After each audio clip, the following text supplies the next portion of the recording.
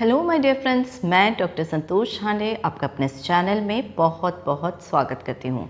आज हमारी चर्चा का विषय है एक बहुत ही बेहतरीन होम्योपैथिक मेडिसिन और जिसका उपयोग हम विभिन्न प्रकार के रोगों में करते हैं, जैसे यूरिन की समस्याएं, जीआईटी की समस्याएं इत्यादि में। तो चलिए जानते हैं इस मेडिसिन के बारे में। और इस मेडिसिन का नाम है मर्क-कॉर, जिसे कोरोसिव सब्लिमेट भी कहा जाता है। यदि आप मेरे इस चैनल में नए हैं तो इसे सब्सक्राइब कर लीजिए और इस वीडियो को शुरू से आखिर तक ज़रूर से देखिए, क्योंकि ये वीडियो आपके लिए यूज़फुल साबित होने वाला है। मर्क-कॉर, जिसे कि कोरोसिव सब्लिमेट भी कहा जाता है, ये एक मर्क्यूरी का उत्पाद है और मर्क्यूरी के विभिन्न प्रकार के सॉल्ट्स को होम्योपैथी में यूज़ किया गया और जब इसको प्रूव किया गया तो ये पाया गया कि ये सारे के सारे बहुत ही महत्वपूर्ण मेडिसिन हैं। और ये जो मेडिसिन हैं वो इसमें सिफिलिटिक मियाज़म विशेष रूप से देखा गया है। और सिफिलिटिक मियाज़म का ये कार्य होता है कि वो यूजुअली डिस्ट्रक्शन प्रोड्यूस करता है, यानी शरीर के विभिन्न भागों में विशेष रूप से इसमें देखे जाते हैं कि अल्सर्स वगैरह ये ज़्यादा देखने में आते हैं, चाहे वो गैस्ट्रिक अल्सर्स हो या शरीर के किसी भी भाग में, चाहे आँख के कॉर्नियल अल्सर्स हो या नेज़ल सेप्टम का अल्सर हो या अन्य किसी भी प्रकार के अल्सर्स। तो ये डिस्ट्रक्शन कॉज करता है। कुछ और भी विशेषताएं होती हैं, जैसे इसकी रात में जो इनकी कंप्लेंट्स होती हैं वो ज़्यादा बढ़ जाती है। आमतौर में इनमें बर्निंग सेंसेशन यानी जलन वाला सिम्टम पाया जाता है, जिसके आधार पर भी हम इसका उपयोग करते हैं। तो चलिए आज हम बात कर लेते हैं मर्क-कॉर की, जो कि एक बहुत महत्वपूर्ण ही मर्क्यूरी प्रोडक्ट है, जिसे कोरोसिव सब्लिमेट भी कहा जाता है। पहले सिम्टम के रूप में देख लेते हैं इसकी सुटेबिलिटी।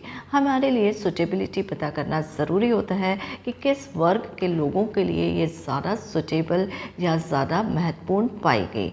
ये बेसिकली मेल्स के लिए, यानी जो पुरुष वर्ग है उसके लिए देखा गया कि उनमें होने वाले विभिन्न प्रकार के रोगों में इसका ज़्यादा महत्व है। और ये विशेष रूप से सिफिलिटिक अल्सर्स प्रोड्यूस करती है और साथ में यूरिनरी सिम्टम्स जो होते हैं, विशेष रूप से गोनोरिया की सेकेंड स्टेज, गोनोरिया जो कि एक सेक्सुअली ट्रांसमिटेड डिजीज़ है और जिसमें जो मेल जेनाइटल ऑर्गन्स होते हैं वो ज़्यादातर अफेक्ट होते हैं और यूरिन से संबंधित समस्याएं आती हैं, यूरिथ्रल डिस्चार्ज इत्यादि होता है, जिसके लिए इस मेडिसिन को याद रखा जाता है। दूसरे सिम्टम के रूप में देख लेते हैं कि इसका जो एक्शन है वो रेक्टम पर विशेष रूप से देखा जाता है और ये जो है गैस्ट्रोइंटेस्टाइनल सिस्टम पे काम करती है और डिसेंट्री, यानी कि जिसे हम आम भाषा में आव कहते हैं, उसमें इसका प्रयोग किया जाता है। तो ये डिसेंट्री में क्या करती है? डिसेंट्री में ये विशेष लक्षण प्रोड्यूस करती है जिसको टेनिस्मस कहा जाता है, जिसका कि मतलब आम भाषा में ऐंठन से माना जाता है। ये टेनिस्मस यानी ऐंठन प्रोड्यूस करती है जब किसी को भी आव लगती है या दस्त होने लगते हैं, तो उसमें जो रेक्टम पार्ट होता है उसमें बहुत ज़्यादा ऐंठन प्रोड्यूस होती है, जिसको कि पेशेंट व्यक्त करता है। ये रेक्टम में ऐंठन प्रोड्यूस होने के साथ साथ में ब्लैडर यानी यूरिनरी ब्लैडर, जिसे कि पेशाब की थैली कहा जाता है, और उसमें भी ऐंठन प्रोड्यूस होती है। और जब डिसेंट्री प्रोड्यूस होती है तो इसका नेचर होता है कि ऐंठन जो है वो लगातार रहती है, कंटिन्यूस रहती है, इंसेसेंट रहती है, परसिस्टेंट रहती है। और इवन जब पेशेंट जो है वो स्टूल पास कर लेता है उसके बाद में भी ये ऐंठन बनी होती है। तो ऐसी आंव जिसमें बहुत ज़्यादा तेज़ ऐंठन हो रही हो और जो स्टूल होता है वो कम मात्रा में होता है, ब्लडी होता है, यानी उसमें खून होता है, रक्त का निकलता है, स्लिमी होता है, म्यूकस देखने को मिलता है और साथ में इंटेस्टाइन की श्रेडिंग भी होती है, यानी इंटेस्टाइन की स्क्रैपिंग होती है, जैसे कि आप कॉल्चिकम ऑटोमनेल, जो कि डिसेंट्री के लिए एक बहुत ही महत्वपूर्ण मेडिसिन है, उसमें भी देखते हैं। दोनों के बीच में बेसिकली डिफरेंस ये होता है कि मर्क-कॉर में जो टेनिस्मस होता है वो कंटिन्यूस प्रेजेंट रहता है, स्टूल के बाद में भी उसमें कमी नहीं आती है, यानी पेशेंट लगातार इसकी शिकायत करता रहता है। इसको कि टेनिस्मस में हम नक्स वोमिका से भी कंपेयर कर लेते हैं, लेकिन नक्स वोमिका में ये होता है कि जब स्टूल पेशेंट पास कर लेता है तो उसको टेनिस्मस में थोड़ी देर के लिए राहत मिल जाती है। तो इस प्रकार से आपने देखा ये जो मेडिसिन है वो डिसेंट्री के लिए बहुत ज़्यादा उपयोगी मेडिसिन है, और जिसमें कि ऐंठन बहुत ज़्यादा होती है और जो स्टूल होता है कम मात्रा में होता है, स्लिमी होता है, ब्लडी होता है, और साथ में इंटेस्टाइन के श्रेड्स भी उसमें निकलते हैं, और स्टूल पास करने में इससे राहत नहीं मिलती है।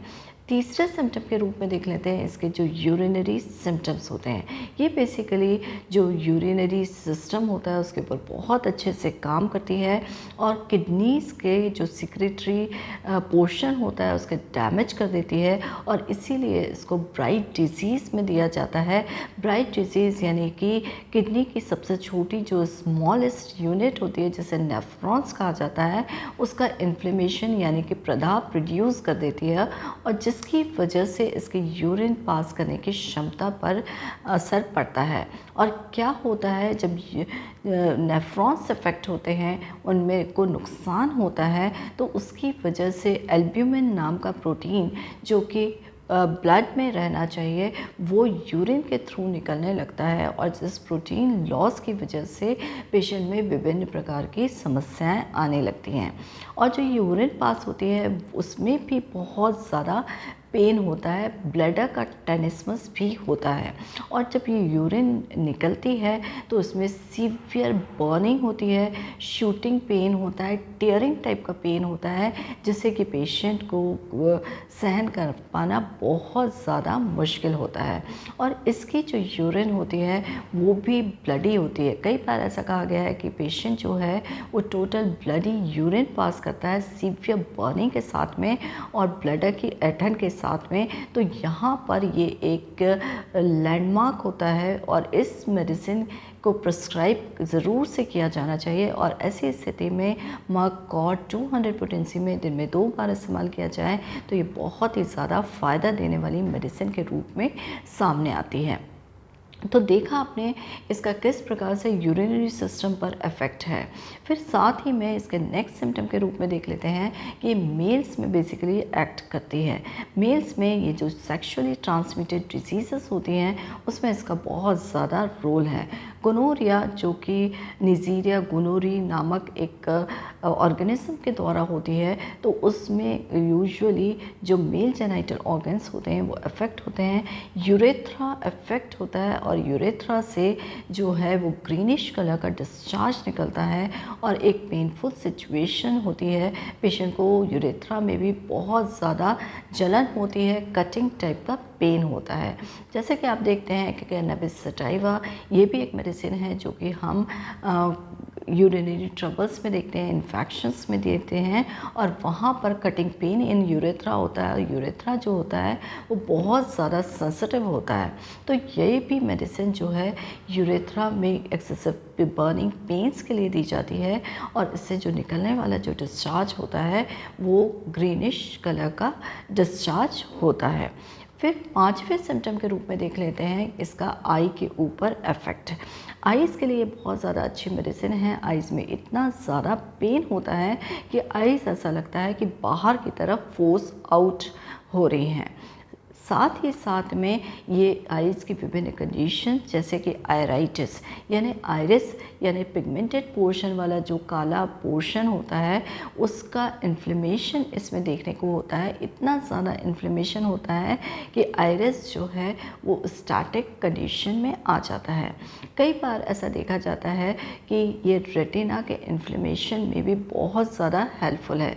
जब रेटिना का इन्फ्लेमेशन होता है और हैमरेजिक रेटिनाइटिस हो जाती है तो उस समय ये बहुत अच्छा काम करता है।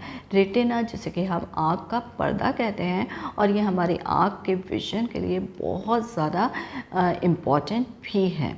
फिर साथ ही में ये जो कॉर्निया होता है उसके ऊपर अल्सर फॉर्मेशन भी हो जाता है, और जब ये अल्सर फॉर्मेशन हो जाता है तो पेशेंट को बहुत ज़्यादा दिक्कत होती है, और उसको फोटोफोबिया यानी कि रोशनी से अवर्जन हो जाता है, है, यानी धूप में वो निकल नहीं पाता है।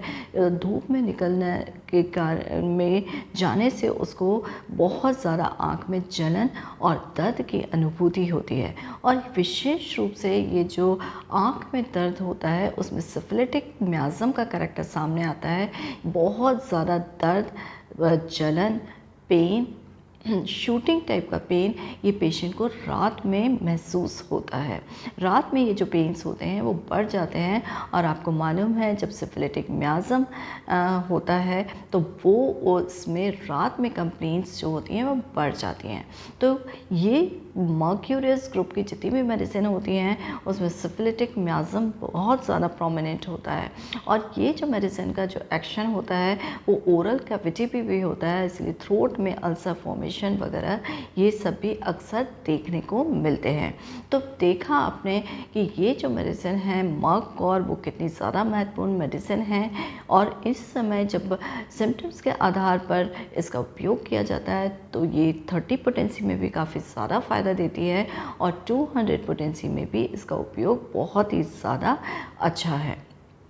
तो आई होप ये इन्फॉर्मेशन आपको पसंद आई होगी और यदि आपको पसंद आई है तो प्लीज़ मेरे चैनल को लाइक करिए, शेयर करिए, सब्सक्राइब करिए और बेल आइकन पर ज़रूर से प्रेस करिए ताकि आगे आने वाले वीडियोस का नोटिफिकेशन आपको मिल सके।